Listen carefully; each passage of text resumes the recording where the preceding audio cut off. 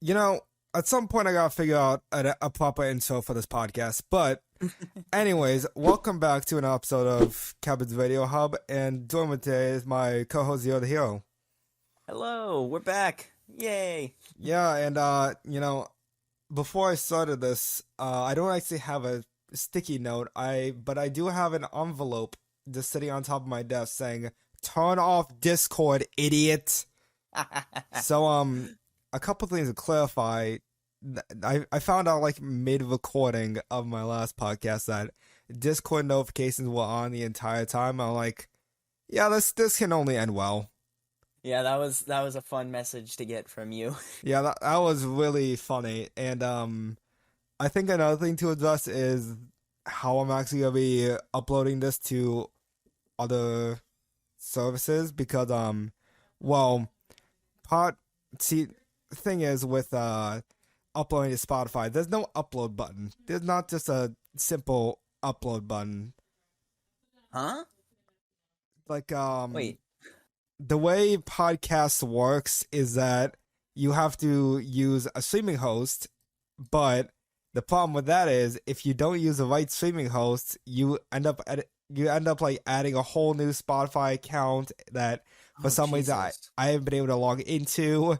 Um but I think I've been able to switch over to a different podcasting host, and hopefully this one actually works out well and I can sign into it properly. Oh But my we'll see God. how that goes. I had to actually delete the last one, so if it's not on Spotify there, I'll see what I can do about it. But it's been Yeah, it's been a fun couple of days trying to figure out exactly what I need to do.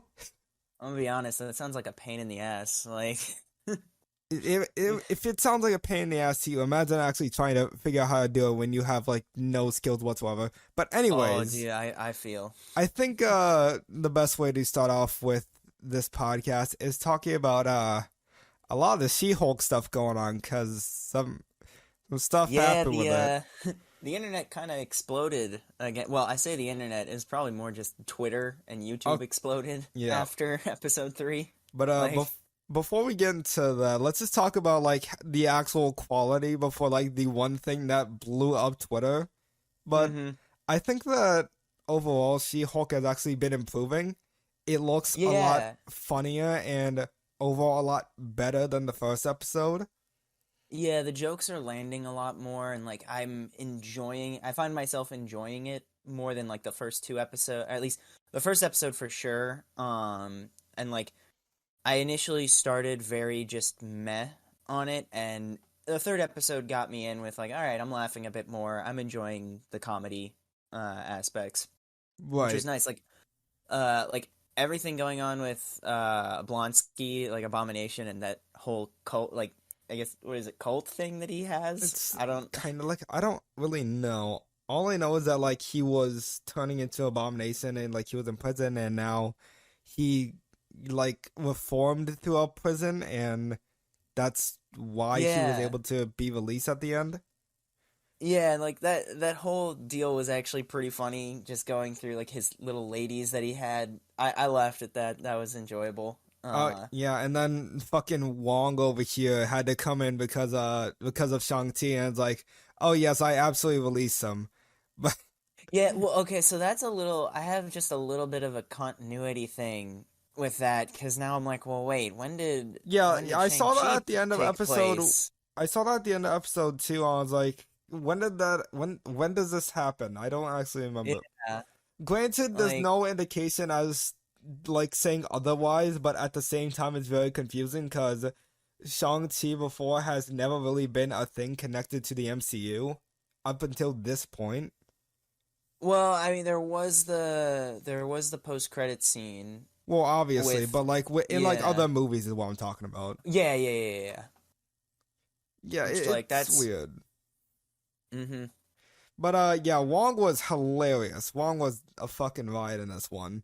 Yeah, I And think he had some good comedic timing. I Like, love I love all the way at the end, one of the guys that was judging Abomination was like, "Mr. Wong, you do realize you committed a crime, right?" It's like, "I missed the yeah, and part." he just It's like he just dipped. Like, it's like I'm gone. Yeah, I don't think they're ever gonna find him. Yeah, like that was really fun for me where he's just like, all right, I have higher duties. Just walked away. I'm like, To be fair, I could absolutely see Wong being a criminal fucking mastermind. oh, for sure. Like, there's no question. Half of the MCU characters, or half the just superheroes in general, would be pretty smart criminals. Like, That well, obviously, but I think that Wong above the most would probably the most diabolical. yeah, yeah, I can see it. But like when it comes to the actual like writing of She-Hulk, I think it's gotten substantially better, and I love the absolute meta commentary of people like dissing on superheroes in general, and Yeah. that, it was like the funniest shit ever seeing everyone talking about, wow, a woman superhero. What in the world is going on? What I liked about that was pretty much the fact that they took the comments from like the initial, just not even like the announcement trailer, but I think it was just the regular announcement that they posted of like the title card for She-Hulk. And it was just pretty much people who've like never read the comics or knew she was even a character Right. before. And you could tell just like the way they wrote those comments where it was like, "Oh, what are they gonna do? Is a She-Hulk now? I guess we just can't make any original characters." I'm like, well, y'all are dissing on like a character that came out in the '80s now. Like, Like She-Hulk, why not make a they Hulk now? I think that's mm, one of the things that I saw, and I'm like, these people that one can't be made me real. laugh. That one made me laugh the most. I think I actually, yeah, I took a drink of water just now when you brought that up, and I spilled some of my water. Get fucked, idiot. But I think overall, like just the whole meta commentary on people like seeing different superheroes is absolutely hilarious and makes way too much sense. And Yeah. but it's even funnier when I see people on Twitter go, "Wow, this doesn't reflect our real world in the slightest." I'm like, have you spent like 20 minutes on Twitter? Honestly, like I was waiting, just like scrolling through Twitter that night after I watched it. I was just like, I'm waiting for it. There's gonna be a reaction. I'm waiting for the Marvel hates its fans Yeah. post to come out. I'm like, just waiting. Yeah, but But when it comes to I like think, Tatiana as a character in general, I think she's actually once again gotten a lot better. Like if she feels more defined as a character here in episode two or yeah, three. you're getting more of what makes her tick. Like I do think that episode one started her off on the wrong foot, just in terms of she talks about a lot of things, like in that opening speech, she talks about a lot of things that she said she's gone through, but the show itself doesn't support that. It's basically like telling us without showing, and that I think that that's the big reason why everyone like had such a negative reaction to her saying like, "Oh, I control my anger way more than you because of all of this stuff." Like when someone when some incompetent person talks about my job when I'm catcalled, like we didn't see that in the show, so it makes it harder to get behind her. And then she's talking to Bruce, who like we've seen all of his journey through the movies, and we know a lot more about him than we do her. So it like he's having her talk about this stuff without us seeing it. It makes it harder to get on her side, and I think that's the main problem with like just how the first episode and the negative reaction to it. But like now in the third episode, we see a lot more of her going about her day and how she works, and so it makes it easier to get on her side and like her.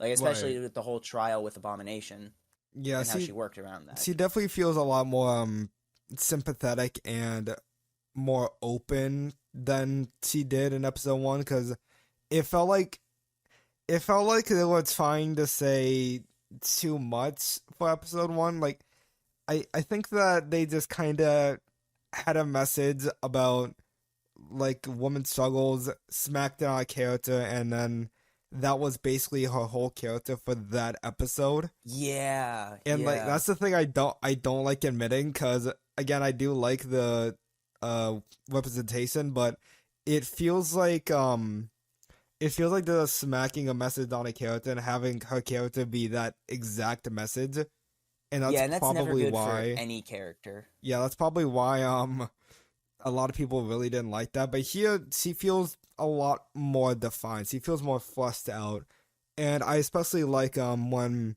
she's given the job at the superhero attorney, and they're like, "Well, you have to be She-Hulk," and she absolutely despises the shit out of that, and I love it. Yeah, like it's say like I this kind of goes back a little bit to our Moon Knight thing from the last thing, where it's not the best adaptation of that, because what I do know about She-Hulk is that she loves being like in the comics. She loves that she's She-Hulk, and it's also she can't turn back as well. So that's a difference.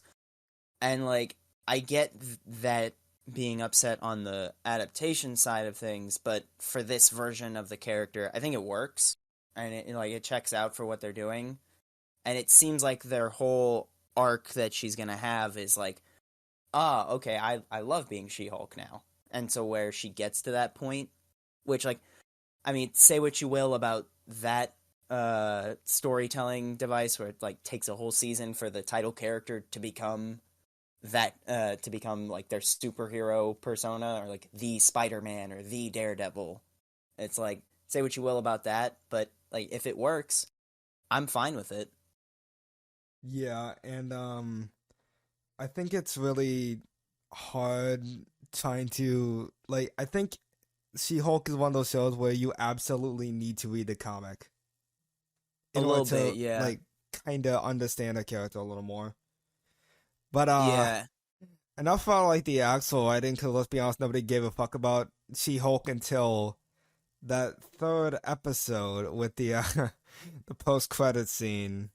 True. No one like it was barely making the rounds, and then they just like All of I a me sudden, personally, like I watched it and I was like, it's a little weird to be happening, but like I don't really care that much. Like it's I enjoyed the one dude, like the boss, just kind of walking in, seeing it, and going, all right, and then just walking away, because like that's a fun little comedic thing that I was like, all right, that's funny. But there, and then her at the end where she was like, I will kill for you or whatever, for whoever her name was. I don't know who she is, to be honest. Like that whole episode when they had the Megan, I think it was Megan the Stallion is her name. I I don't know what the yeah, girl's name actually Megan the was. Stallion. Okay, yeah. Like I had no clue who she was before this episode, so like I didn't get everyone talking about it before, like in Twitter afterwards of like, "Oh my god, she's here." I didn't know who she was, I so I didn't was know like, who she was. I think I know she's like a, well, I think, well, after seeing She-Hulk, I know she's like a singer. yeah, and so like I just kind of took it as like, all right, she's a celebrity in there, okay. I didn't know I was supposed to know who this person was, so when I see them Right. in the office, I was like, what? Yeah, I Okay, and legit then did not know. And then if you haven't watched She-Hulk, you know that she, like her and a CGI animated thing, just started throwing it back yeah, for the whole fucking audience, and everyone either hated it or loved it. I think the funniest part about it is the fact that some poor VFX guy had to animate the I'm jiggle physics. I'm just Like, like I'm just imagining like the Coraline dad just sitting on the computer like looking dead inside as yeah, just they animate all the jiggle physics for She-Hulk's ass. like been he's got like a 6 cup of coffee, empty cup of coffee on the desk. It's like it's 10 o'clock at night. He's sitting at his desk, just like I add more physics, like looking at an email that comes in from whatever Marvel head is just like, this isn't bouncing enough. More, like Kevin they gotta throw Kevin it back Feige harder. Come on. Kevin Feige just like has a gun up to his head like we need more ass. But honestly, It's I just think it was just hilarious. I honestly did not see a single problem with it. yeah, I was just confused. Like that was my whole deal. I didn't see. I watched it and I just went, okay, and then moved on. I was just like, this did not affect any of the post credit scenes really. I kind of take with a grain of salt, unless unless they come up in the next movie, pretty much. Like Thanos getting the gauntlet in Age of Ultron. He goes and gets the gauntlet, but that was later retconned because he gets the gauntlet in Infinity War. So like Does he the get post credit the scenes are gauntlet in Age of Ultron? yeah, it's the scene where he goes, "Fine, I'll do this myself," and Was he that puts on the not gauntlet, Infinity and War? then Was they that just not after no in Ragnarok? Infinity War. No, What? that was retconned. Wha- Is it? Huh? Yeah, Dude, I haven't seen Age of Ultron in so long, but mainly because that's a Joss Whedon movie. yeah, that's fair. But I mean, like it's fine. yeah. Like, Age of Ultron is still fine. Yeah, but with She-Hulk, I didn't really see a huge problem with the post-credit scene because I think it's safe to assume that all the post-credit scenes are literally just gonna be there for the Yeah, funny. like community and like the community end tags, where it's just Yeah. like Danny Pudi and Donald Glover just sitting around on set doing something. Like, And it's weird because like people will look at the post-credit scene at what's it called, the Avengers, where where it's eating shawarma, but and be fine with it. yeah, And here it's like, what the fuck? I yeah, think it's a weird thing. Like the post credits, I think it's because like as we've gone on with the movies, the more the post credit scenes have like become more and more. Oh, we have to take these hardcore serious because everything's building to something, rather than just like, oh, they're fun stingers to like what could happen next. yeah, Like at the end of a comic book, pretty much. right. But I think the thing that like legitimately pissed me off more than anything else was people like almost about like I want to say 2/3 of people that were pissed off at the post credit scene were saying that, oh, Stanley would be ashamed of this. That's like Oh that yeah, was the driving point for me. It's like, okay, this getting kind of crazy. yeah. I hate those arguments in general because a don't speak for what someone else would like. Just in general, don't speak for what someone else would think Yeah, about obviously. something, especially someone dead. That's a little weird Yeah, for me. it's It's honestly like just kind of disrespectful.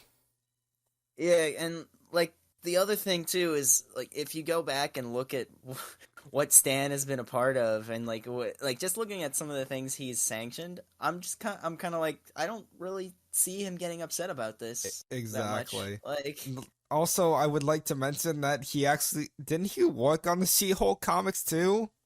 I think he was editor at the time, Yeah, he and he obviously was like had some play for it. yeah, they worked him in some of the issues, like the cover art, pretty much. Right. Uh, on the cover art, because she breaks the fourth wall, it's like that's her thing. Yeah. Before Deadpool, I might add. Deadpool's the knockoff. I'm just kidding. Like she was the first fourth wall break, and so they would do that in the covers, where Stan would appear on the covers sometimes, and like he'd be making some sort of joke about it, and Jen would be reacting to whatever Stan was doing. And it was always fun. It was always in good fun. Yeah, So and well, obviously people pointed out the many flaws with that one argument about Stanley being disappointed because all the cover art of the She-Hulk comics relate to some pop culture media that basically parodying off of it. oh yeah, like, That they and definitely did a lot of parody. didn't Stanley make like one of the most seductive characters in like Marvel? What was it? Like Cinderella or something? Oh I don't actually remember the exact name. oh geez, that might be a deep cut because I'm not I'm not recognizing that one. I I remember seeing a clip of it before, but I don't exactly remember. But all I know is that she Oh literally wait, goes yeah. around in her bra and her panties. I think that was going around recently. Wasn't she like a blonde with wearing blue or whatever? Yeah, that one. Yeah, I've seen that picture going around. I just never recognized the character. It's like I don't exactly remember the exact name. I know it's like referencing off of Cinderella, but it's basically a slutty Marvel character, which Stan Lee did create because but at the time he was in charge of creating all Marvel characters. Uh, I'm assuming Yeah. also including She-Hulk. So yeah, I but think he had a hand in it for probably, but I know John Byrne was the first was one of the first runs, right. and he was like, or at least he was like what a lot of people consider the definitive run. But the one thing I will say that I feel are getting rightly upset about is the Wrecking Crew and Thunderball. Yeah, the Wrecking Crew The obviously, like even I know that it's a little weird with that one. Well, they whitewashed Thunderball, Yeah, I've seen that which pictures of that. yeah, that's oof. But I did see a tweet though that was like they should have cast these guys as the Wrecking Crew, and it's have you seen Grown Ups? I have seen Grown Ups. It's Adam Sandler, Adam That would be Sandler, the Chris funniest. Rock. If I see like the entire like group of grown ups just show up as a wrecking crew, I think I would That honestly die. that would have been peak casting for a comedy thing. Exactly. Like I don't know why they didn't try. And I think that's a thing that people are also forgetting is that She-Hulk is a comedy.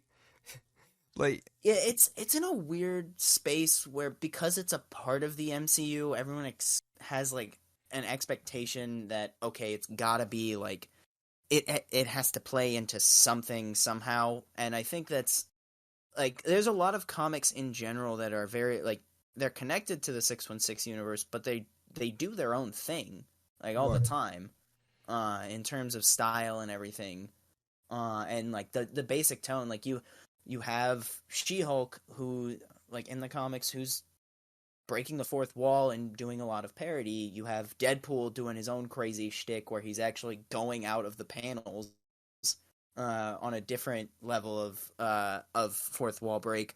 Moon Knight is in the corner, pretty much that you could say he's just doing ketamine and like in his own world, but I mean, that's just the meme.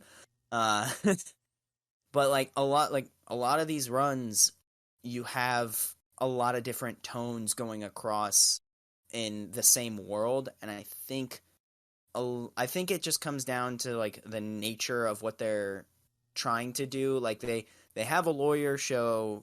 It's a comedy lawyer show, and I think people are kind of expecting it to be more on the side of Daredevil Yeah. with its lawyer stuff because he's the only other Marvel character that has been a lawyer like and we have something to reference to.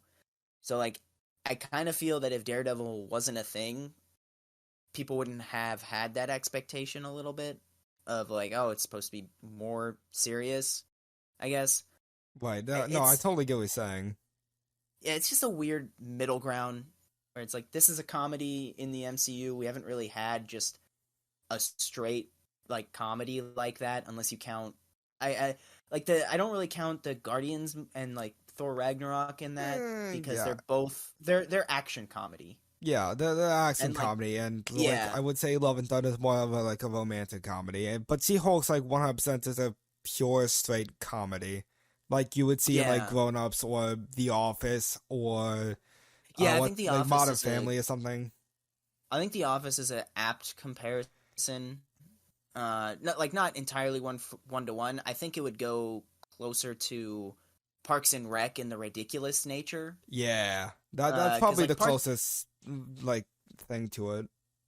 yeah, like Parks and Rec is very ridiculous in terms of it's a government building and they're like government workers, but they're doing like the town of Pawnee is so bat crap crazy that you're like this wouldn't be a thing in the real world, but it works. Like it's funny. Yeah, it's like but I think that like you said, people are having too many high expectations because of like Daredevil being the only other loyal show that we've seen from Marvel, which Brings me to my character arc. I finally finished Yes. Daredevil. So Yes.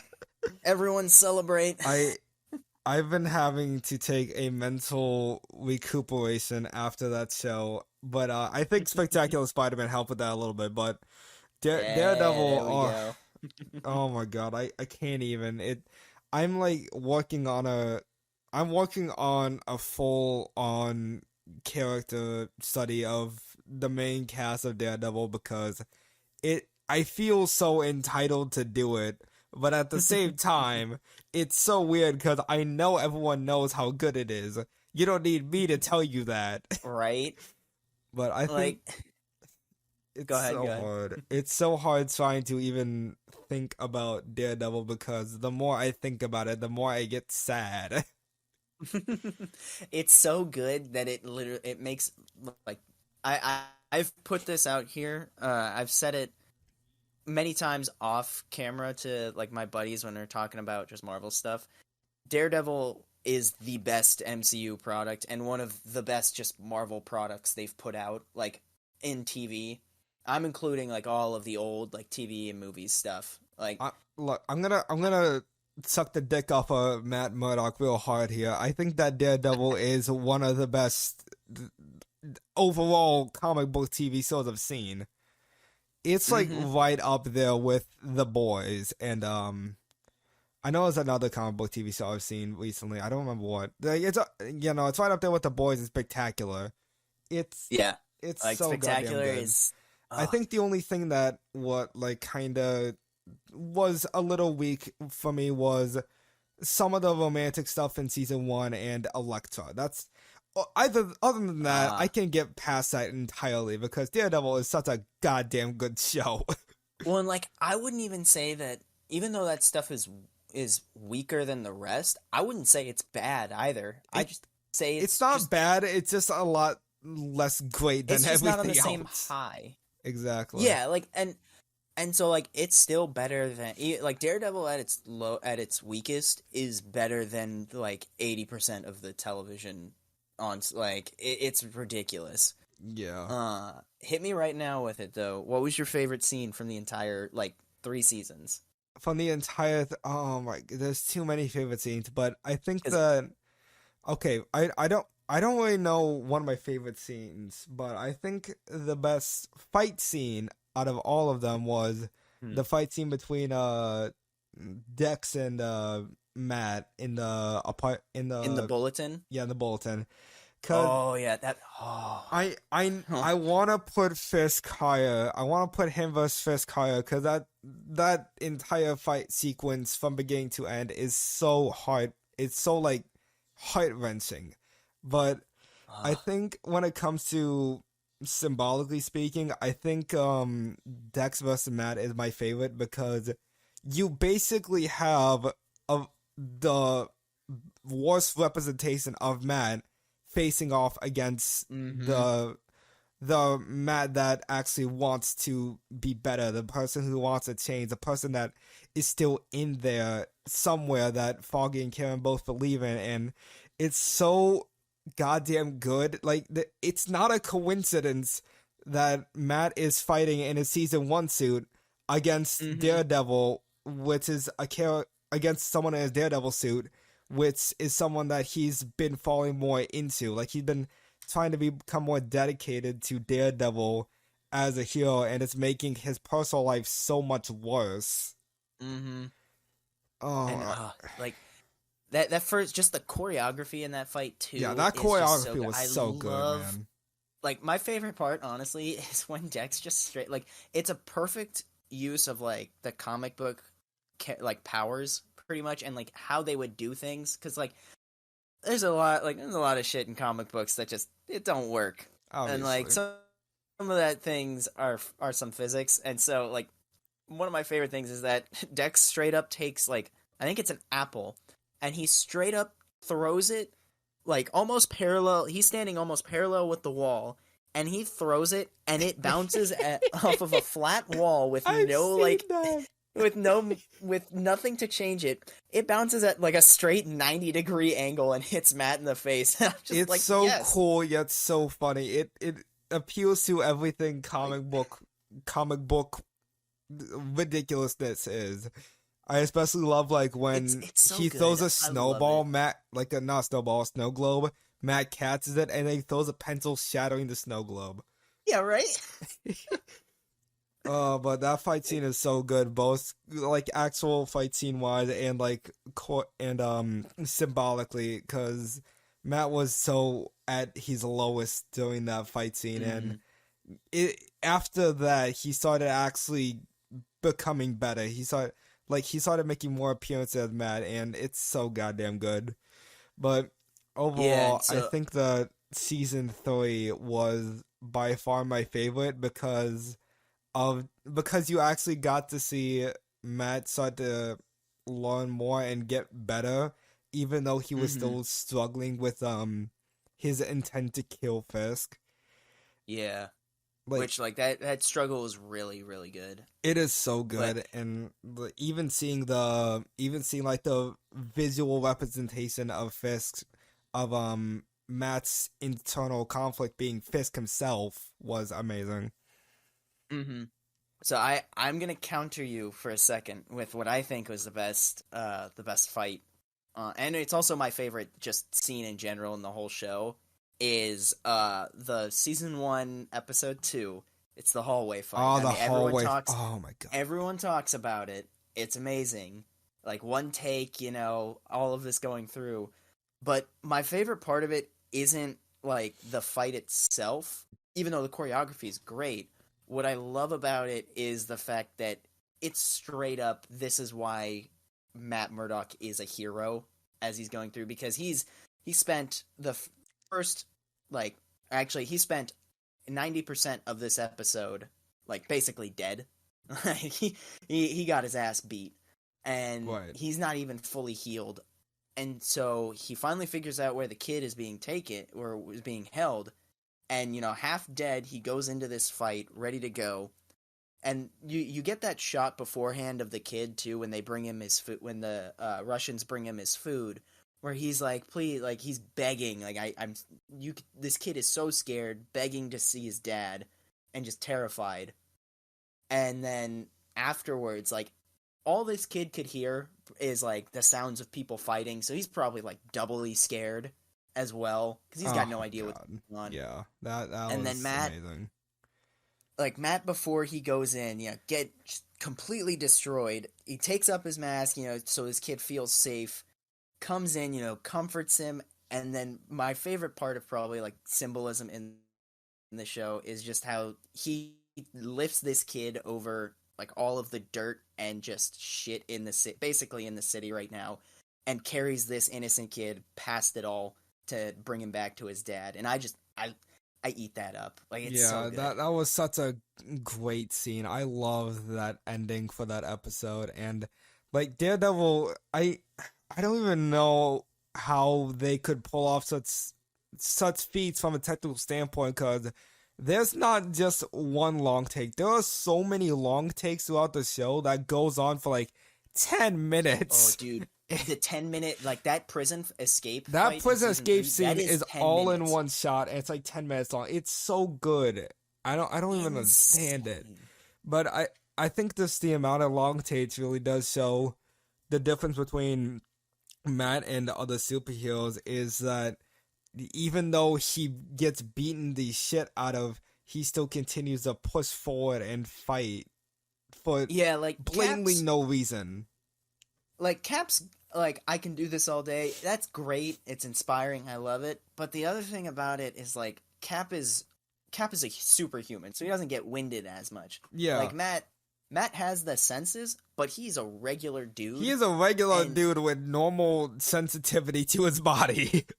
he gets like when he gets hit, he stumbles a bit. It's one of the things I liked about I really liked about the Batman as well is like Bat he takes hits and he stumbles from them in his fight scenes, and I vastly prefer that in like a superhero thing than like god mode for regular humans kind Yeah. of. Like I'll allow it, like I'll accept it. It's a preference for me. I'm like I want to see this guy kind of get beat but still like come back and win. Like, Exactly. And I think that's like mainly a thing that needs to be consistent with the street level kills because even though Matt is a normal human, he looks really fucking powerful when he's fighting, especially oh yeah, in like against Fisk. And I think that other street level superheroes needed that same type of energy instead of just giving them a lot of feats that make them like virtually unstoppable, and it really does hurt their storytelling a lot. Like I think that even though I love Moon Knight, the finale was where it fell flat for me because it basically showed that Moon Knight was basically unkillable. yeah, That yeah. that Miss Marvel was given like super like otherworldly powers and such, and granted, with the extreme power gap between the street level heroes and the stuff that's probably going down in Secret Wars when it comes out, Oh there's yeah. still there still needs to be that balance between what you can do for a street level hero power wise without hurting the story, and I think that Daredevil is that best example for that. Yeah, because the thing that levels the playing field a bit is his senses. So like, while he is a regular dude, he can take on these bigger guys because he does have his own advantage. Like he basically has a kind of a less powerful Spidey sense in a way. Yeah, Like because he could tell when someone's going to attack, but and he has like the the behind him sense pretty much where he can tell when someone's coming up behind him, but it's not as strong as spider sense. So like right. it's a little like I mean spider sense is OP, but Yeah, obviously. but yeah, it's God, he's so good, and I am excited to see more of him. I'm very excited to see him in more of a comedy. I know like a bunch of people are just dreading it because the writing quality in Marvel has dipped more so in the movies. I would say, and so I get the worry that his character may not be handled the right way, but or the best. But I'm excited to see Charlie Cox in more of a comedic role. I the way I see his comedy going is he's going to be a lot more just dry than in general because that's kind of what he is too. Yeah. Is he's like a dry, sassy man. Like even in the fights, like with when he's talking to and like I think it was God season 1. I forget who he was talking to. Oh no, it was Claire. Like a lot of times when he's talking to Claire while he's in the suit, and he's going through, he's fun. Like he's funny. He's cracking jokes. Yeah, and Like like Jessica. even when I remember in season one where Claire's like your body's like severely damaged as he's like grabbing a knife and he's like, well, that's what the knife's for. Yeah, that's what the knife's for. Like Matt Murdock is so funny. He makes so many smart remarks, and it's gonna be extremely great to see him in She-Hulk. I can see him like the way I definitely just see him like kind of I guess with the way Jen is right now, I can see him being like very much just kind of done or not really like done in the sense of oh my god, get out of here. Just kind of we shouldn't no. And like, basically all this newbie that kind of exasperation you get with a new Yeah, like team that'd be member. interesting to see because he himself was a new lawyer, so it'd be interesting to see him actually talk to someone who is starting off as a lawyer too.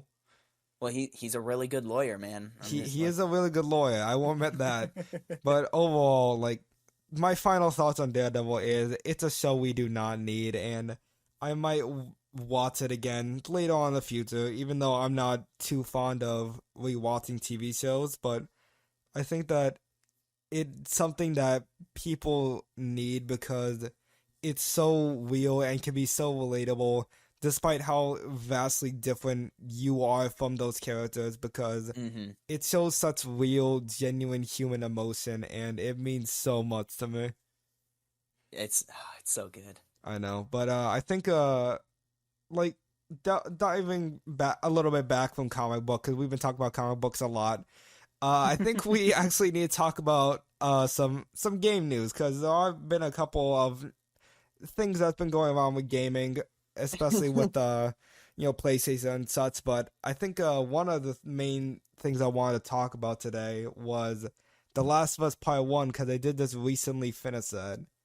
Yeah, yeah. Yeah, So like you played the PS5 version, right? I did. So little bit of a thing to address, because I've seen so many people go about saying this game isn't worth $70 or it's a waste of time, but excuse me, sir. I've never played The Last of Us in the 9 years it's been released, so this is an excuse to get the remastered. Yeah, And and yeah. it's So such a beautiful game, man. It's so goddamn good. I will say that I like from the remake stuff. I don't know which is prettier. Actually, I would say that maybe Miles Morales or Ghost of Tsushima are prettier than the remake, but like that's just because I'm playing those games right now, so I'm more biased. Like Yeah, Ghost of Tsushima was obviously. popping. But I think But the main I've seen like the main problem with a lot of the like graphical issues with The Last of Us, and I think I remember seeing a tweet on this, is that a lot of the problems that people had were just main composition issues and being able to pop out like the things that actually need to pop out in the actual gameplay. yeah. So, all right, I have a little bit of a soapbox about this. Are you cool if I stand on my soapbox for a sec? Yeah, say it about It's your soapbox, it's wear your tinfoil hat, and get your like little microphone ready. okay. So my thoughts on the whole remake thing are a bit more mixed than normal because I'm a huge Naughty Dog fan. Like my first like video game that I ever played was Jack and Daxter, the precursor to Legacy, like back on PS2. And like that trilogy of games are my absolute favorite. Like just they got me into game development. They basically are the reason why I went to school to be a game writer. And so like seeing Naughty Dog, do their games over the years, it's slow. I'm in a weird place as a game writer because I know going through games that the main thing is all right. This is the gameplay, the narrative. Like it's kind of like a thing they drilled into our skull was that like narrative in game is basically it provides the why or part of the why that a player would play a game. So like the main draw that you want to have for a game is the gameplay. Right, And obviously. then the story, because that's what you spend 90% of the time doing. Although like depending on the game, there's like the Telltale games that are kind of exception, or like choose your own adventure games. Yeah. But like for a video game where like 90% of the time you're playing the game, you're not really interacting with the story stuff. And so The Last of Us is like in a weird place for me because it's very much the presentation is very much it wants to be a movie, and it kind of reflects a little in the gameplay. And I'm saying this again completely. I'm biased against this because Jack and Daxter is such a like the gameplay is so good. Like everything about Jack moves so nicely, and I'm more biased against this remake because Jack and Daxter hit its 20th anniversary 2 years ago, and they did well. Actually, it was 2021. They did nothing. Naughty Dog did nothing for that. They just. I'm so mad. I'm just. Look, some anniversaries are more or less forgotten about. I was so mad because all they did was just they just did a here you go, here's the trailer from back in 2001 that we used to announce the game. It's 20 years, yay, congratulations. And I was Thanks just for sitting there watching, like fuckers. I was so mad. And then they dropped The Last of Us 1 remake and I was like, this is the reason I don't have my goddamn Jack and Daxter remake. All right, off the soapbox now. I vented. Yeah. I like my genuine thoughts about the remake are Like, for anyone who didn't play it, like, I don't own the game. I played the game originally on the remaster on PS4 at my cousin's house. I, for myself, for owning it, I would much rather buy the remake with all of the accessibility options and everything, and like tweaked AI, whatever they did to like make the gameplay better. And, it looks pretty. I'll buy it. I like when I get around to playing it, because I have Last of Us 2, and I do think it's going to make the transition from Last of Us 1 to Last of Us 2 way less jarring, because Last of Us 2 is like the height of PS4 graphics pretty much. Right. Like there's a very minimal change from remake to 2 now, which is really cool. But I understand the people who, original fans of the game and like people who have the remaster. I understand the thought process of, this is not worth $70 because I got the remake for like $40. To that, I just say, this is like complete from the ground up. They built this from just, let's go back in, we have the code, let's rebuild all the assets and like all of the textures and everything and all the character models. Let's make this brand new. The animation, it's all like this was a full 4-year production cycle that they went through. It's like literally completely new. Like I've even seen comparisons of the character models, and they look like completely different. Especially what was it? Sam and what was the dad's name? I can't remember. Sam and Henry. Yeah, Sam and Henry. Those two characters look completely different to the remastered counterparts. And they look way better. Like, obviously, I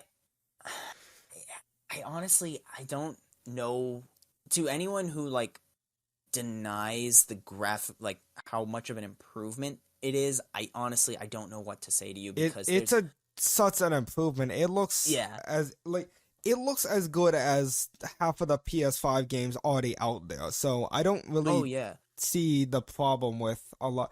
Like, I think my main issue with the graphics is there are a lot of times where things are extremely desaturated when it shouldn't be, and I understand that there's accessibility settings to change that, but I feel like when you're in a more tranquil area or a more like peaceful area, you should already have your graphics represent that, even though it's like a fucked up world. I think that having those like peaceful whole moments play out as like graphical wise with the saturation and overall aesthetics being upped a lot would help represent just the overall hope of your journey, and seeing that, okay, well, this world is fucked up, but there's at least some hope. Like, one of my favorite scenes was in right before you got to the hospital, and you're sitting with Ellie on a rooftop watching all the giraffes, and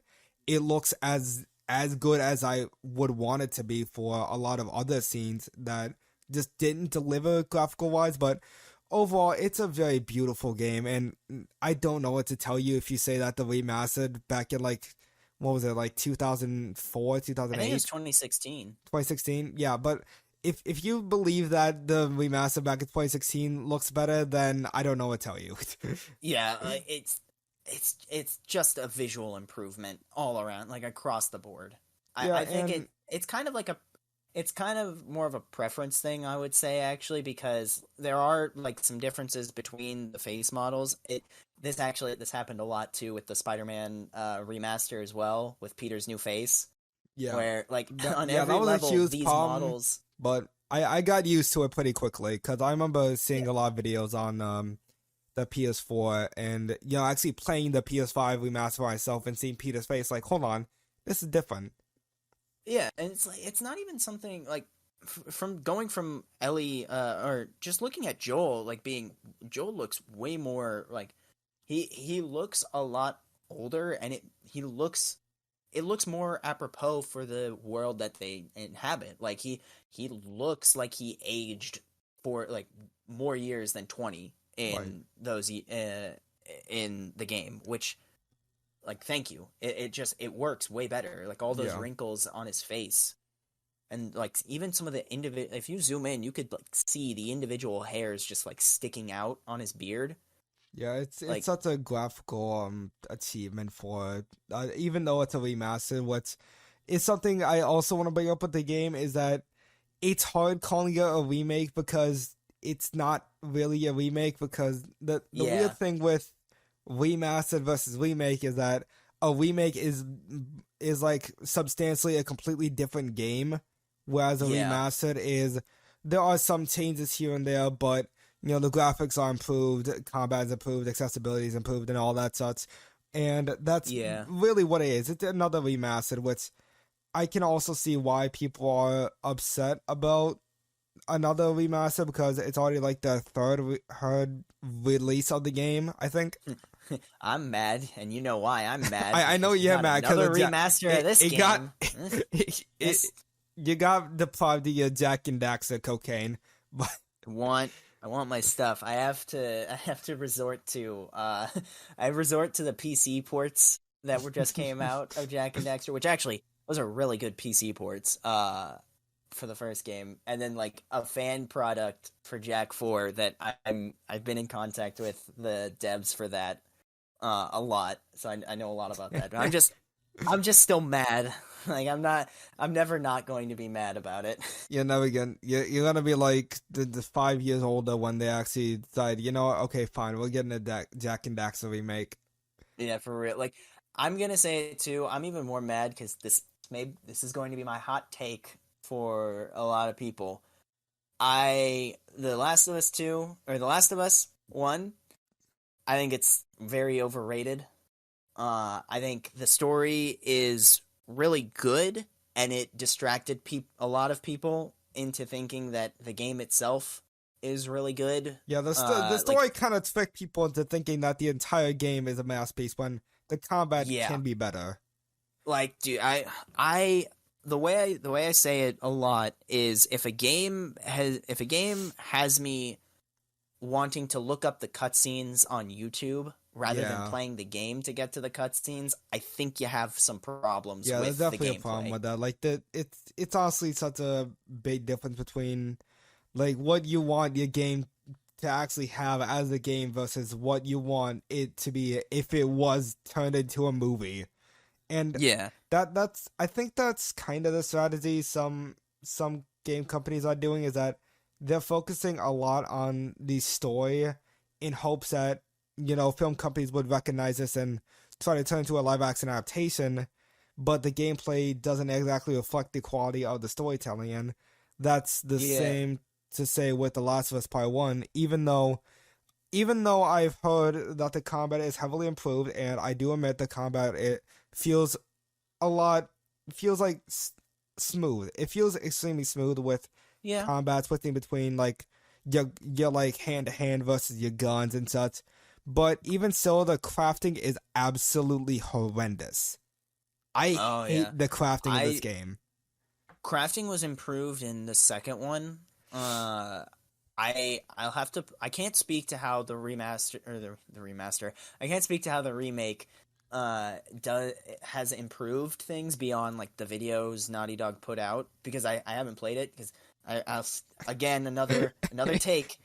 You can't I I I It will always drive me nuts when I see people commenting on gameplay of like, oh well, the game's bad, and they've never played it before, and they just Exactly. watched like a gameplay video or a full walkthrough video on YouTube. But I don't I think like that I don't think that you can really look up the get people playing the game and say that the game's bad unless you actually experience the gameplay yourself. The story exactly. you can obviously make your own opinion of by watching all the cutscenes, but the gameplay I is something you so need to experience yourself. Even with the story, because the thing with a lot of story driven games is if you just look up the cutscenes on it, or you look up like the story, you'll miss a lot, because there's a lot of stuff that games do nowadays in the gameplay of characters talking to each other, that like that kind of stuff plays into it. And so there's also a weird like middle ground. This is my nice segue into Spider-Man stuff too. Oh yeah. There's a weird middle ground of what what in-game dialogue should be taken as canon to the story of the game, and what in-game dialogue is literally just to explain or like literally just a reminder for the player of, hey, this is how the gameplay works. And so it's not a tooltip that pops up and just completely disrupts the flow of the game, because games, the average gamer or the average player, like, does not sit down for 3 hours at a time and plays a game. Like, most people that own consoles and like or play games, they'll come home at the end of the day after like a shift at work or whatever, and they'll pop on and play like 30 minutes to an hour. And that can be like varied completely depending on the game you're playing. And so like you take a game like Spider-Man PS4 that has the map segment, the map that you unlock the map through the Oscorp towers in the game. What? And yeah, my clever segue. The clever transition to Spider-Man PS4 stuff. Yeah, the way the towers work in the game is that the explanation for it is something happened in the NYPD, and now the entire citywide system is down. Okay, and so what one of the two cops that Spider-Man directly interacts with and actually works with, Yuri Watanabe, asks him, hey, can you check it out? Because I don't trust my police department. I don't trust the police department because, they could be corrupt. So I don't know if it's an inside job or if it was just accident. Can you check it out, Spider-Man? And so he does. And because being a good hero, he does. And then the way they work is he has to to fix them, he patches into the system to basically get it all up and running. And so that's how Spider-Man can now see crimes in the game. And then later on, one of the other towers, he says, hey, I can modify this so I can pick up, and very carefully, so I can pick up more things.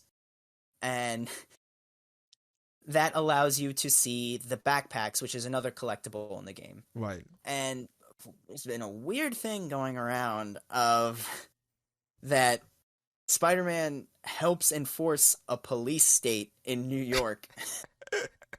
I'm just like, what? It's so weird. It's a weird, like, people are saying that because Spider-Man is patching in and is able to see RFID tags now, he's giving the police access to see RFID tags, which can be totally invasive for everyone else. And the problem with that is that both the dialogue in game that explains this stuff and then the application of it in the gameplay tells you that no, the police don't have access to this stuff. They literally just get the same stuff that they've had before. And then only Spider-Man is getting those tracking dots from his those little tracking RFID dots from his backpacks that he's made. And so, as far as the story and, how canon this is to the story goes, only Spider-Man can see any of these RFID tags, and the only ones that he is seeing are his own backpacks. And so you could make an assumption that, yeah, he could see more of innocent civilians, like personal information or whatever, but you're remembering that this is Spider-Man we're talking about, and he's not going to abuse a system like that in any way. And the police don't have access to it. So, like, it's a moot point anyway. All he does is just allow the communications for them to go so he could see ongoing crimes. And that's the thing that I think everyone forgets about, is that he says only ongoing crimes are going on. And everyone just has taken it to assume, oh, well, he can see everything. It's a police state. Yeah. No, the police. It's not the police. It's Sable. Exactly. Sable are the ones that actually round people up in internment camps, and like that's the point. The other half of the entire game is about Sable being being trying to turn it into their state, not the police. It's not even a police state. It's just martial law. They literally say martial law in the game. Like, yeah, yeah, Spider-Man PS4 has definitely had a bad hand within the past couple months. I don't know why. Like for some reason, nobody says a damn thing about Miles Morales. But when it comes to Spider-Man PS4, the problems with that, like everyone has been coming back at Spider-Man PS4 now, is twofold in the way I've seen it. I wasn't around Spider-Man Twitter at like the time the game came out. I was like, hey, I didn't have Twitter back then. So the trend, how I see it, is that a video came out fairly recently. I think at least a month, or at least 2 weeks ago, maybe a month now, where this guy was mainly focusing on the story of the game, and it's very specific there because he's talking about the story. And in the video, I have my own issues with the video itself, but that kind of started the like, oh well, Spider-Man PS4 is bad now. Whole deal that's been just going around on Twitter. And then the other one is, this is more speculatory on my part, but I think it's just because it's Peter Parker's Spider-Man and not Miles that everyone's getting so pissy about, because like Miles doesn't have the same fan base that Peter does. Yeah, obviously. And I mean, I can tell by people saying that, oh, Miles Morales and Spider-Man. Well, yeah, that's a whole other. That is, but continue. Like Peter has such a big fan base that like anything that doesn't line up to the right, in quotes, way to do a Peter Parker adaptation is gonna get like destroyed by Spider-Man Twitter, which, yeah. I mean, also for Spider-Man Twitter, just kind of take it as a grain of salt and just form your own opinions on whether or not it's a good adaptation, because there's so, like, 60 years of comics, like, you're gonna have so many different views of the character from everyone, depending on where you started. Like, even if you've read everything, whatever run you started on with Peter, that's pretty much going to be how anyone sees how someone would see the character. And so like the hate is just kind of the weirdest one I've seen is the fact that like this version of Peter Parker, he's 8 years into his story, and yet people are like, he's trash because he's 8 years in and he's just now fighting Doc Ock, and he hasn't had Green Goblin as a villain yet, and he hasn't faced Venom. And I'm just sitting here, and like the other thing too is like, he hasn't faced enough trauma, like only Uncle Ben has died for him. And like, there's no Gwen Stacy, and I'm like, well, wait a second, guys. Like, okay, Uncle Ben has died, but my man's still been a superhero for 8 years. He's like, well, yeah, that, but also it's like he's still been a superhero for 8 years, which he hasn't won every single one of his fights. So there's like a bunch of trauma that this dude has probably gone through, because at no point has it like been stated that he's saved every single person. He's gotten his ass kicked before. Yeah. He goes through his like a fair share of trauma in the game. He's gotten his ass kicked in the past already. He literally got like shish kebabbed by Fisk, and like that's one of the in-game dialogues that they give as like a lore item, where MJ's like, "Oh yeah, Fisk cut Peter open like a pork sausage." My man's gotten like, yeah, he's been through enough trauma. The problem is like, it just doesn't line up with the 616 version, and there's a weird like subsect of Spider-Man Twitter that's like, if it's not one for one like 616, it's not Peter Parker, or like it's not a good Spider-Man, and I don't understand that. Yeah, it's such a weird thing. Like I feel like people are kind of forgetting how long Spider-Man's been a thing. And there's so many different interpretations, like you said, and not every single one of them is going to be the exact same. Yeah, and like they don't have the same staying power just in general. Like, he's been around 60 years, and most of the adaptations are TV shows or movies that they literally like a movie literally cannot jam pack 60 years, like a trilogy of movies cannot do 60 years of comics justice in one go. Right. You're gonna need at least 6 movies to cover just like the first 200 issues of Spider-Man if you Right. want to go that far. And like a TV show has a better chance at doing it because it's closer to a comic book, but like even then a TV show has to have good ratings to be going back through, and like comics don't need to have the same level of ratings that a TV show does to keep going. Like that's another thing that just, and they also don't have to deal with the legal stuff as well, which Yeah, obviously.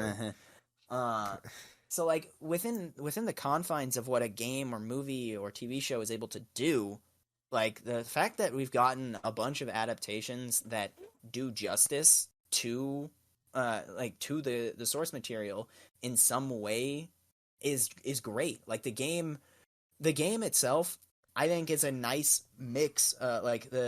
Is just a nice mix of pretty much everything before, and it does something that the comics failed at, was the ending. Where if this was if this game had like more influence from Marvel Comics, 100% Peter would not have chosen to let Aunt May die. Yeah. Like she would have survived, and Peter would have destroyed the entire city, saving her, because that's what we got in one more day. And Marvel sucks at making decisions like that.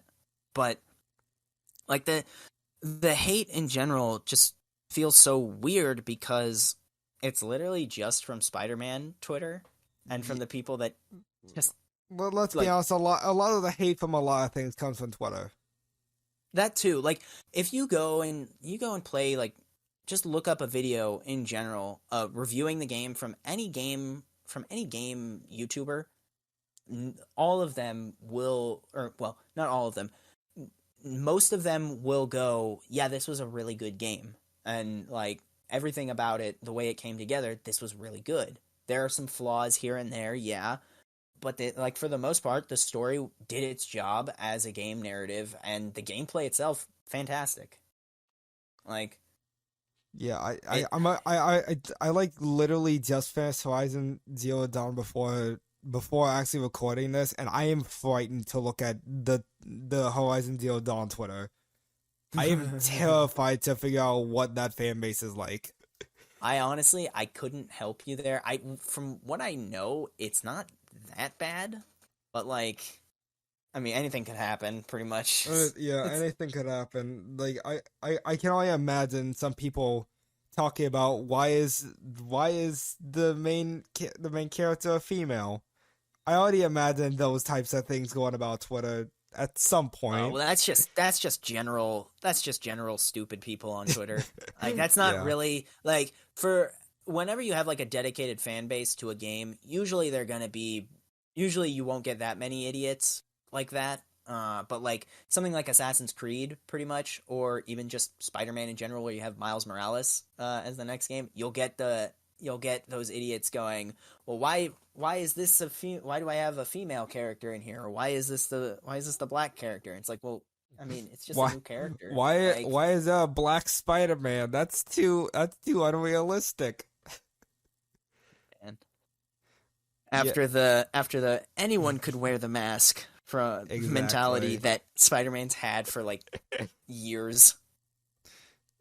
Yeah, But but like the problem with people looking at games is that they try to differentiate to they they try to compare the gameplay and have it so internally connect to a story that they see simple gameplay mechanics as an issue with the overall writing when it's just a gameplay mechanic. Like I yeah, even remember seeing something about the elevator shaft scene and yeah, okay, yeah. So I'll explain this yeah, because you I can was the explain it one that better. Yeah, I was. you have more technical experience than me, so you can Well, go it's in it's and not get even on the the technical soapbox talks again. experience. It's not even that. I just was the one that got into this because that was one of the, I will say, critiques in quote, because this is not a good critique at all. because it's taking something that the player has the option to do, that the game tells the player, the way the game tells the player that they have the option to do a web takedown in an elevator shaft is, rather than stopping the game, like how it does in the tutorial, which in tutorial segments, it's okay, like in the very open hours of the game, it is okay to stop, like kind of pause the game so that you explain how the mechanic will actually work to the player, and how in depth it is. Like it's normally that's what you get in, like you'll get those tooltips for additions to like combat and like direct additions to that, where it's more beneficial to stop things and teach the player in that instance, because then you won't really punish them for not getting it done, or like it just won't be as jarring because once they get it, you don't have to put it up anymore. And Yeah. so for other elements, like when it comes to stealth segments, usually in stealth segments, when there's a different possible mechanic, or if it's just a one-off mechanic that literally, like it's literally a one-off mechanic that isn't really seen again because you don't go back into an elevator shaft. At least I don't remember going into one. I could be wrong, but the point is still that it's not a mechanic that is constantly used in the gameplay. And so the way they tell the player that you have the option to do a web takedown is they use Peter to express that. And so one of the times when Peter crawls towards an enemy, it's also not a guaranteed thing you will hear, because when I played the game recently, I went through that segment. I did not once hear that dialogue that this guy brings up in his video, or actually he brought up in the argument we had on Twitter about it. I did not come across this dialogue where Peter says, "I have to get closer to them. I have to get closer to him if I want to take him down." I didn't hear that at all, and so that is and that right there as well is just, it's not even a characterization thing. It's just a way for the game to express to the player, hey, you have this option at your disposal if you want to do it, and this is how you will, like, this is the parameters for being able to pull this off. If you want to, like, if you want to do this, you have to be closer to this enemy, and then you can do it. You don't have to do it in the gameplay itself. You could just sneak past every single enemy. And so it's an instance of cherry picking a piece of it's like cherry picking a piece that half of the players who play the game won't come across, because it's randomized dialogue that will play. Like the way that stuff works too is, for dialogue in game, you have about 5 to, like, it depends on the game. Standard, you will have at least 5 different variations for the game that the writer or one of the writers will write down of, if the player's health gets below 50%, they will say something, like as an example. And so the game writer has to go through and write like 5 different versions of hey, I'm low on health, let's be careful. But you also want to write it in the character's voice, so it sounds like it. So it's basically, it doesn't sound like the game is telling you. It just sounds like it's the player character commenting on it. Right. And 9 times out of 10, that stuff is very, very much not like it's very much not a canon piece of the story, because like it's just the character commenting on what is happening, just in case the player isn't looking at their health and is mostly looking at what's happening on screen. And so for those instances for this instance where this guy was arguing that it's a canonical piece of characterization for Peter, that he thinks it's okay to web guys to an elevator shaft where then they could die if an elevator rolls over them. And it's really funny, actually. Like it's one of those things in the game too, like it's really funny to see that happen, because you do the web takedown and then an elevator moves and you just kind of look back and you're like, oh. Yeah, And so game mechanics are funny when it makes no sense, and it looks like yeah. you just brutally murdered a person. 100%. Like, and so for that, that's not an issue with the writing, because it's literally like, it is almost an essential thing in game design, where they had to put it there and they had to write it as if Peter was saying it. It's just not a canonical thing to his characterization because it's an optional thing for the player to do. It's an action that isn't treated like in the cutscenes. The cutscenes basically treat it as if the player never did it because they don't have to. Yeah. And that's a good thing to do in a game narrative. Is if you're making a linear story but you're going to have the story be one path regardless, like there's no like alternate endings pretty much based off of like any choices that you had to make in a cutscene or like dialogue tree option. Um, if there's just one straight path for the story to go through, you don't want your gameplay to run entirely counter to that pretty much, or you don't want to bring up options in the story that or in the narrative that the player did themselves and treat them as canon, because you don't want to like reprimand the player for basically doing what the game gives you. Like any option that the game has at their disposal, they want to give the player the freedom to play how they want. So while canonically, if this were a movie, yeah, it would be really messed up if Peter webbed a dude to an elevator shaft, because then yeah, he could die. Yeah. But in a game, you can't really do that, because if you do things like that, then you limit the player and you limit the ways that they can have fun with a game. And so and there's also the fact that most gamers' instinct when they see enemies is to I'm going to take that enemy down, or I'm going to try and fight them. Especially when the game is not a stealth game from the start. Like in a game like Spider-Man, where you're encouraged to fight people because that's the draw, is the combat and the swinging, you're encouraged to fight people.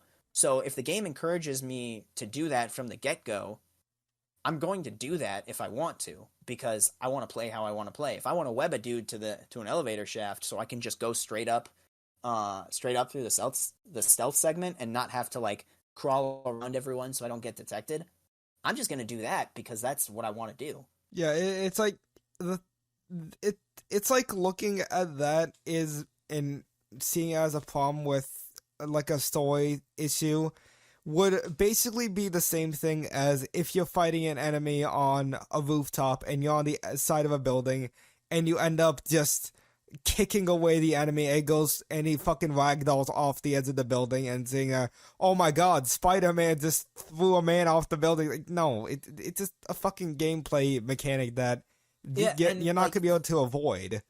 They do their best to, like, the thing with that too is, while they knew that, they approached that in a way where they knew the player would want to throw enemies off buildings, but they also knew that, oh, well, Spider-Man doesn't really kill. It avoids that's the web why of there's like an shadows problem. automatic web. That's why there's like an automatic web that like sticks to the side of the building. Exactly. Like, that's the Web of Shadows problem that I have is, like, in Web of Shadows, you can just destroy everything. Like, fucking fly an enemy across another building. Like, you are the menace that, in that game, you are the menace that J. Jonah Jameson is, like, telling the people you are, because you are just throwing cars all over the place, actively, like, explosions actively hurt, like, people.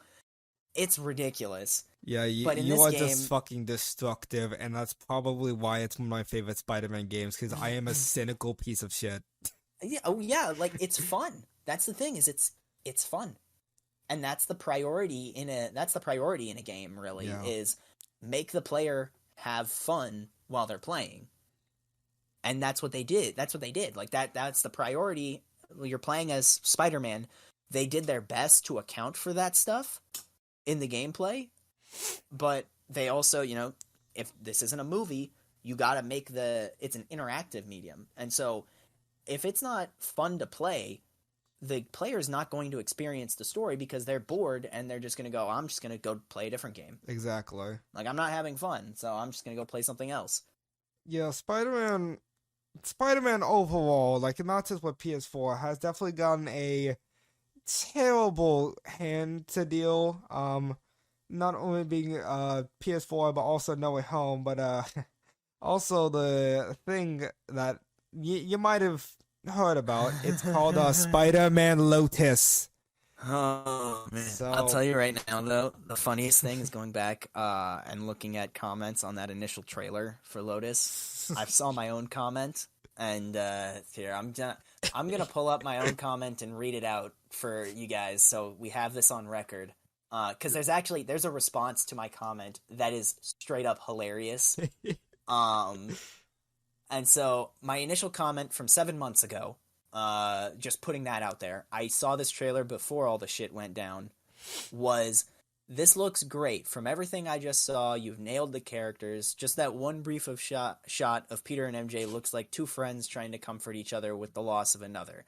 It doesn't look like you've set them up to be a couple, and I like that's me as I'm like I like the pairing, but I'm cool with them just being friends at this point because it seems like you've nailed the Spider-Man who just lost Gwen and is slowly slipping more into a darkness. Especially if he's starting to imply that the Bugle is right about him, which he does in the trailer. Right. And I can't wait to see the final product, man. Good luck. Oh boy. And then 2 months ago was when I think that was when all of this stuff started because I got a comment. I got a response to my comment that was, yeah, really nailed the characters and especially Spider-Man. Oh, and question, are you still going to watch the film? To what I said in that response was, I'm not going to watch it for Gavin and Warden. I'm going to watch it in support of the rest of the cast and crew that worked on it, as they're the innocent party and they deserve to have their work seen. Right. And that's the mentality I have with it at this point, with all the shit around Lotus, is I'm going to watch it for the people who had nothing going on with any of that stuff, and deserve to see their work seen. Because, like, right now, I think everything with the movie is done, except, like, editing and some effects. I know that the VFX team ended up quitting the project. Oh, okay, that video was, okay, so there was a video that came out recently of the second VFX team. So there were two VFX teams. One of them quit a while ago, except for a few people on it that stayed on into the next scene, or not the next scene, the next team that Gavin brought on. And so they put out a video recently after all of the shit that went down with Lotus. That shit includes the director and two of the actors, because it was the Green Goblin actor as well, saying some very dicey things, that basically some racist remarks, as well as some other screenshots that, while Gavin has said are fake, I'm cautious to take his word on it, because, like, it seems like he didn't take he didn't take responsibility for a couple things, which is really sus considering who you're making a movie about. But the other thing that was just super sus was the fact that the VFX crew put out the video saying, "Hey, we're not a part of this project anymore." And then the day after, Gavin put out not an apology video. He put out an addressing everything video. He had like a little chapter of an apology, but even then, I wouldn't necessarily call it a real apology. It feels like because I recently watched the video just before we started recording, and it felt like he was just kind of checking things off the list that he needed to check off. It didn't. Yeah. Some of it didn't feel genuine. No, and because the thing is, if he's had this video, like, why didn't he make an apology video or a video like this right off the bat? Exactly. Like that, it should have been like something that he should have done like immediately, not like after the VFX artists have shown the side of the story. And and there was a bunch of goodwill going towards them now. Like, basically that VFX video where they revealed the swing. I have my own things with that I think is really good. I just think it's there's some jank in some of the physics in a few areas.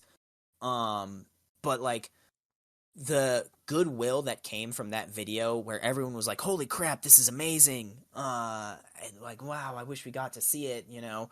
And like all of these VFX artists should, you know, they should be getting jobs for what they did. Yeah, I see a lot of support, and it's like it's so good to see that much support for Yeah. a VFX team that isn't like tied to a big company. And honestly, I would like to see them, like, if they could do that on a fan film, I would love to see what they could do with like a real film production. Yeah, for sure. And so it's just it gets really sus with the timing because they put out that video and then Gavin puts his out in the height of all of the hype for that. Yeah, the VFX timing thing. of the video was weird. Like it felt like he was doing this because of the positivity the VFX team has received. Yeah, and not because he actually feels sorry, which sucks. Like I the other bad thing about it is that I don't know, okay, I can't really say bad thing actually.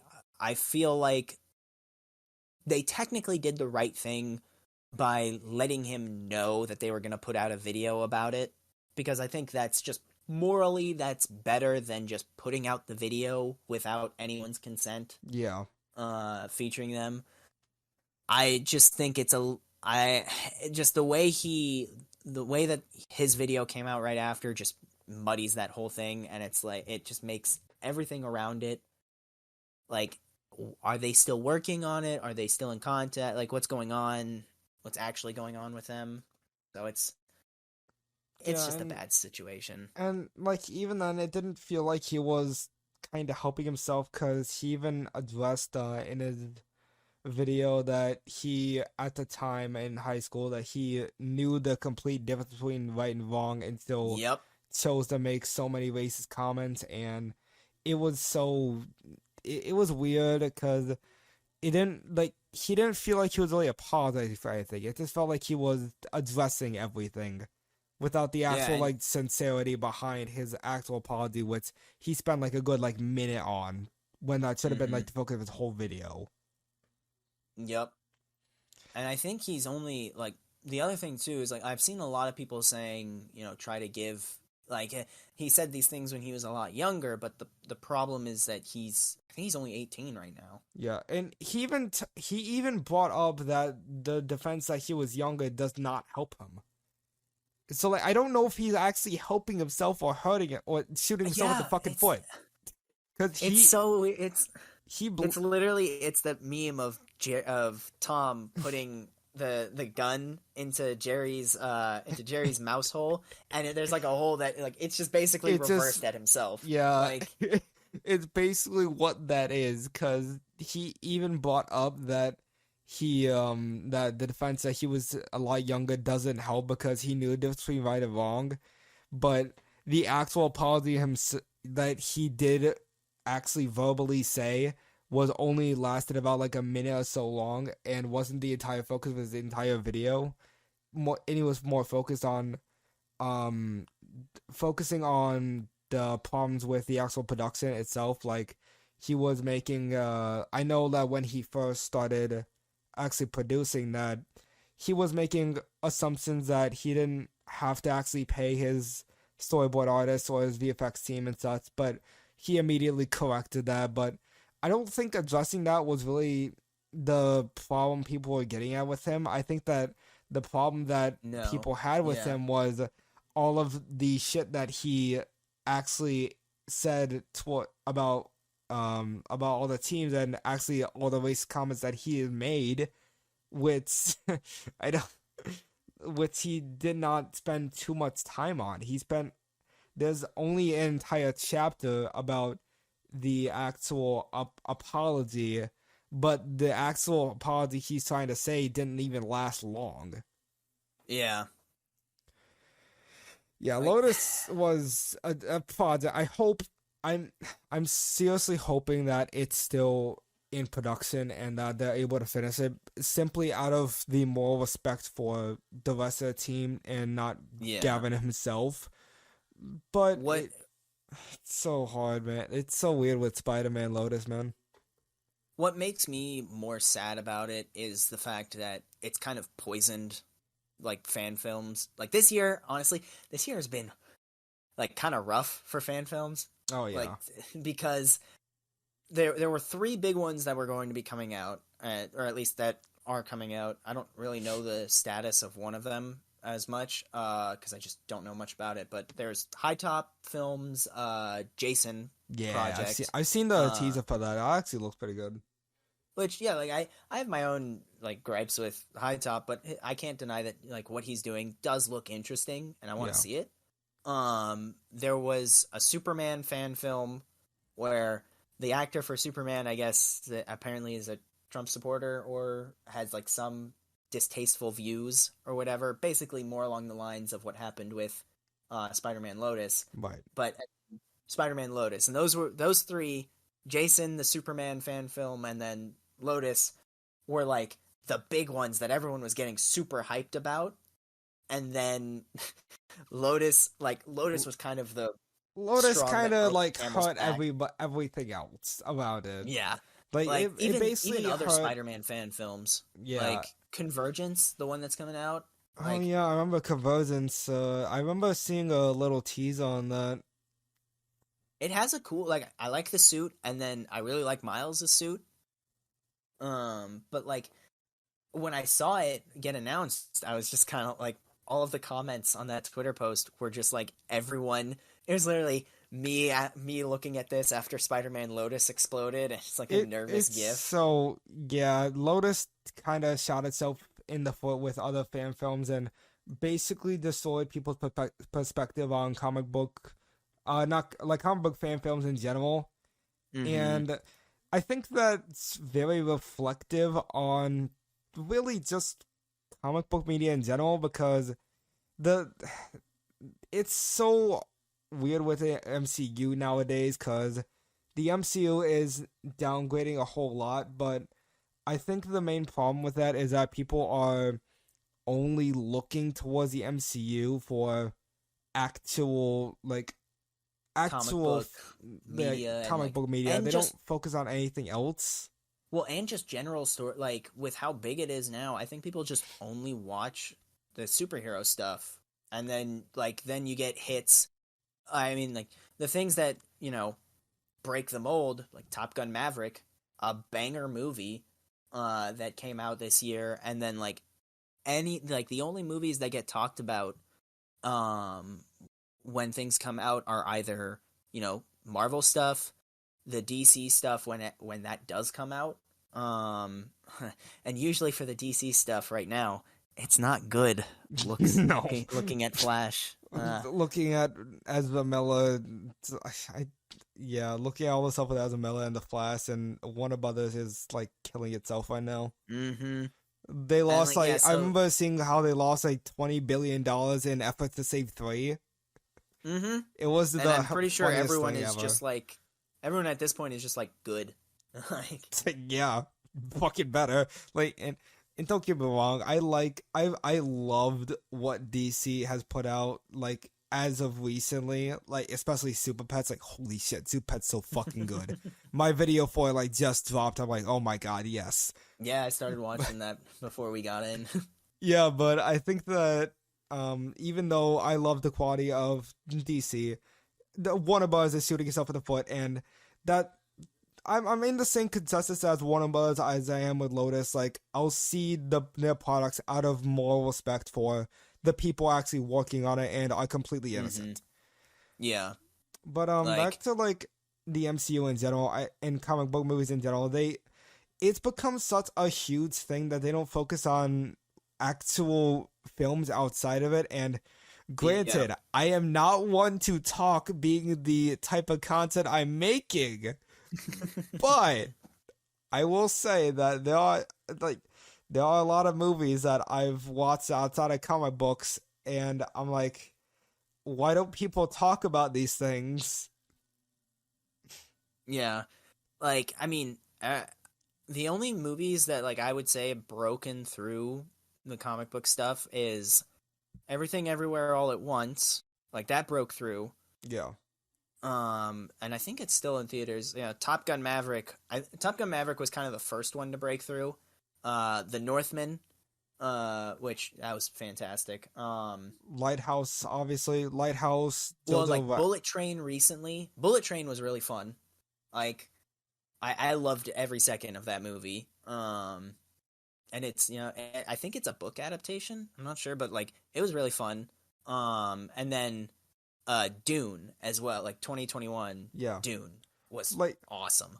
I think the main movies that are kind of breaking out of that standard of everyone's only looking towards comic book TV shows are movies from A24, which is obviously the newer film company that's starting to make more movies like The Lighthouse, and I think Oh yeah, like they make the weird stuff. they make the weird stuff, but their stories are extremely well made. Oh yeah, like I love seeing like The Lighthouse. Not really like my kind of movie in general, but I went and saw it because I was like, this is interesting. Like this is Willem Dafoe and Robert Pattinson in a black and white movie. Like Yeah, what's it's going like a on here? different aspect ratio. What's it called? Like a 16 16:9. yeah, 16:9 aspect ratio. And Yeah. I think that overall does help the actual atmosphere of the movie itself, which I Oh love. yeah. I love creative decisions where they actually shorten the aspect ratio. That's like one of my favorite things that I don't see a lot of. Mm-hmm. Those are really cool. Like because I mean, movies are still a visual medium, and like you want to make them interesting to watch. It's not just because like a script is really bare bones. Yeah. In terms of like how things go. And so it's really just basically a series of pictures with some dialogue that like they have to connect. And that's kind of movie stuff in general. Like it's also a little bit of a litmus test for movies as well, where a good director can take a series of pictures unrelated to each other and make something out, like some kind of good story out of them, like a story you can follow. Right. And And that's the important thing yeah, and for a like going director. back to what you said about a script, like a script is very simple. Like all a script is doing is laying out all the dialogue that these characters say and what setting they're in, along with like some details about what the characters are Camera feeling, movements. yeah, Yeah. movements and such. But other than that, you cannot do shit with that if you don't have creative vision behind it. If you Yeah. have like no creativity, it's going to be the most it doesn't matter how good the script is, it's going to be the most goddamn boring thing you've ever fucking seen. Yeah, because like if you have like it's the same thing, getting a for casting an actor, like you could have the greatest written dialogue, like you writing dialogue that like flows perfectly from one character to the next, is full of like characterization, and then you could get stuck with an actor that just doesn't deliver it in a good way at all, and Right. it would just tank the entire movie, and people would think the movie is bad because the actor didn't deliver.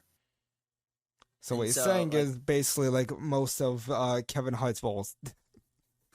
Look, I love Super Pets and I still like Kevin Hart, but I don't like Kevin Hart, but I like Kevin Hart's role in that movie, but I can't take him seriously at all. In hey, scenes in watch scenes where they Jumanji. tried to be in scenes where they tried to be serious, I couldn't. Even with like I understand that The Rock and Kevin Hart have really good chemistry because they're really good friends with each other, but Hmm. when they're trying to be serious, I get so pissed off. Yeah, that's like kind of why Black. I'm happy that Kevin Hart's not in Black Adam because it looks like a serious role for Dwayne. That's actually like different from the other serious roles in quotes where he's not really serious. He's just the funny action man, There was not a single joke in that Black Adam trailer from Black Adam. and I love From it. Black Adam himself, I do not see a single joke, and that's honestly shocking to see from Dwayne. I think that's the right way to go for that character. But like, there's just a lot, just in general, with movies from a script where it's the execution that matters the most. in terms of how well this is going to come across.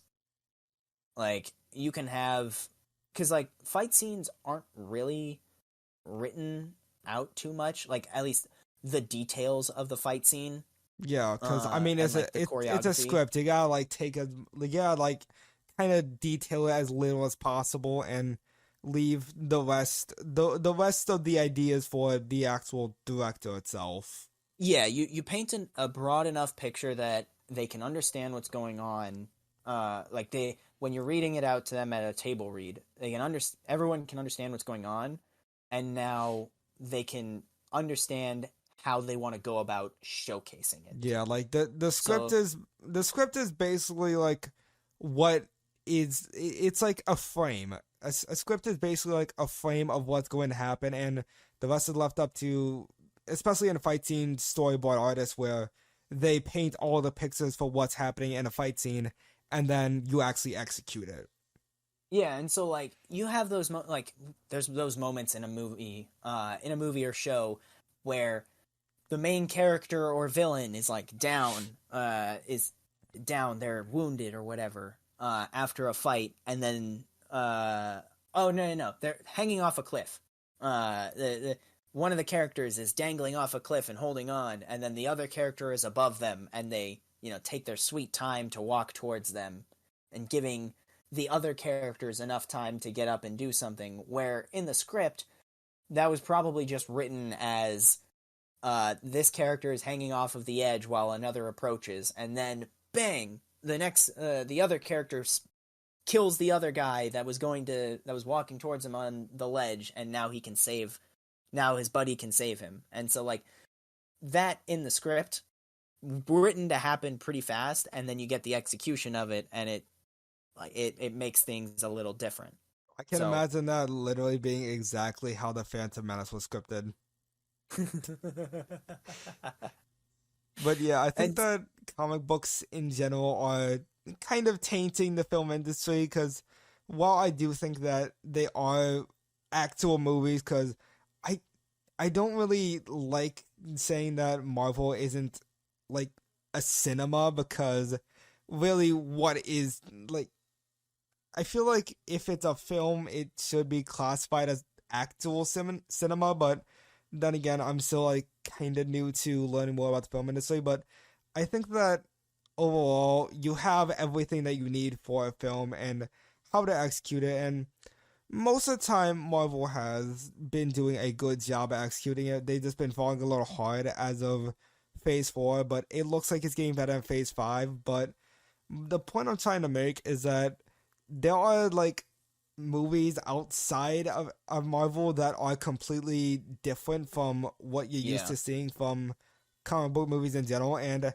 I think that people kind of need to get better at watching those movies and looking back as to how the MCU handles their own style of movies versus how other movies handle their styles. Like they all have different styles that don't necessarily have to be comparative to one another. Like oh yeah, you can't look at you can't look at a movie like Infinity War or Guardians of the Galaxy and compare it to Casablanca or something. And because they're two completely different things, you can't, even though they have everything you need for a story, it's all executed completely differently with their yeah. own styles, and It's it's like comparing the stealth mechanics in a game that's like not a stealth game to a game that is a stealth game. Like it's weird. It's just the different genres of movie is something that that is where you can more accurately compare movies, I would say. Is like if this is an action comedy, I can compare it to another action comedy for how well does it do X, Y, and Z. And I think that's a better. I just think that's a better way to go about doing it, because then you don't end up. At least you don't end up going like, oh well, this is the best movie ever. This is the best movie ever, and nothing will compare to this. But I'm like, well, I mean, like there's this movie that is a different genre but still really good. Like, right. And that's the thing with like trying to find the actual quality in movies nowadays is because going back again to the MCU is that their quality and their styles and genres don't match up to other movies, so their quality can be assumed to be a lot worse than other movies when really it's still it it's good in its own way. And I think that's what people are kind of misinterpreting, is that they don't have to be they don't have to be exactly the same type of quality from Infinity War as you would in a movie like Jojo Rabbit or Everything All at Once. They all have their own things that make those movies work for those movies specifically, but trying to compare the two would kind of mess up your own criticisms with their own separate films. Like, for example, I love the shit out of Sonic the Hedgehog 2. I think Sonic the Hedgehog 2 is one of my favorite movies of this year. But I like it because it's good for its own reasons. But when I look at the Batman, for example, the Batman can't be in the same quality as Sonic the Hedgehog 2 because the Batman, it accomplishes what it does for that movie specifically. The same way Sonic the Hedgehog 2 accomplishes the things that movie wants to do in its own way. Yeah. And I think there's a little bit of people are taking things a bit too hardcore serious and not just kind of looking at the movies as much like a movie that's made for fun. Like the premise of it is very wacky or fun. Like take Tag, the movie Tag. It's literally just five grown adults are playing a game of tag. There is no like lasting stakes really, or like threatening stakes. It's just a movie that's trying to be fun and heartfelt. And like I've seen people say it's bad because it doesn't keep up with it how any other movies of the time, like it's not as serious, or I don't get the stakes, or like the Godzilla movies where like I don't care, like some people will say those are bad because I don't care about the human characters, but then everyone else is like, yeah, but I got to see giant monsters beating the crap out of each other in a movie, and that's exactly what this movie is about. Like those Godzilla movies are only there for fucking kaiju battles. Yeah, that's right. Even you can even like see watching the human stuff that they don't really care too much about it. They just want to get to the fight scene stuff with the kaijus. Yeah, and so like it's a weird thing to go through. Like I just say like look at each movie as its own thing, and like kind of judge it based on its own merits. And then just do that around with almost every other movie, and it like you'll just end up. I think you'll end up a bit happier because you're not trying to compare everything to everything. Yeah, like not everything needs to be Daredevil or Everything Everywhere All at Once or something like that. Like it doesn't. I think that the main point that I would say is consistent throughout this whole session is that people compare too many things to too many other things instead of looking at what it accomplishes as its own thing. She-Hulk is a straight-up comedy. People really hate the twerking scene because it's not what they're used to seeing from the MCU, but by its own standard, it accomplishes what it does at being a comedic scene. Yeah, like, it's just so many Twitter posts of we started here and now we're here with the MCU, and it's like Iron Man 1 to She-Hulk, and it's like, well, they're different characters and they're different like tones and different stories going on. Like, yeah, no shit, we're here. Like what? No, they're not even the same thing. Even though like they say that, even though like No Way Home was still a thing that happened in this phase, and that movie gets fucking dark real quick. Yeah, it's still fun. Yeah, it's still fun, but it does have dark elements that appeal to what people are making the assumption that the MCU has always been, even though you still have movies that are different, completely different from Iron Man 1. Well, and it's also appealing to those masochistic Spider-Man fans that just want to see Peter suffer all the time. Yeah, Peter just wants to. Like, they just want Peter to live alone in an apartment, no funds, no nothing. when He Peter dies Parker alone. is sad, I am happy. Let me bask in his misery. From Brown Table, ladies and gentlemen. Yeah, Like, come on, dude. you're What? you're basically sitting. You're basically sitting. It's like the dog meme where you're sitting in a room of fire, and the fire is Peter Parker's I'm misery, and it's like, this is fun. Like, come on. But I think that covers up basically everything I have to say for this lesson. Do you have any final thoughts, Zero? I mean, can I shout about Jack and Daxter getting a remaster again? You can shout about it one more time. Yeah, Naughty Dog, stop making interactive movies. Give me my game back. I just want to play Jack and Daxter on PS5. That's like actually PS5. I want it back, please.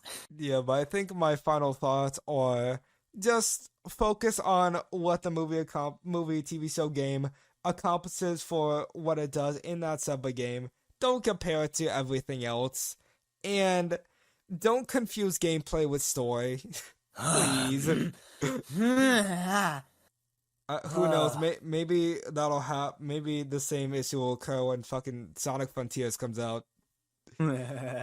But I think that pretty much wraps up everything for this session. I hope you guys enjoyed. Be sure to like and subscribe and hit the little notification bell so you can know when future content releases. And as always, thank you, Zero, for joining me today for this podcast. Yeah, it was fun. I'm your favorite little cowboy, signing off.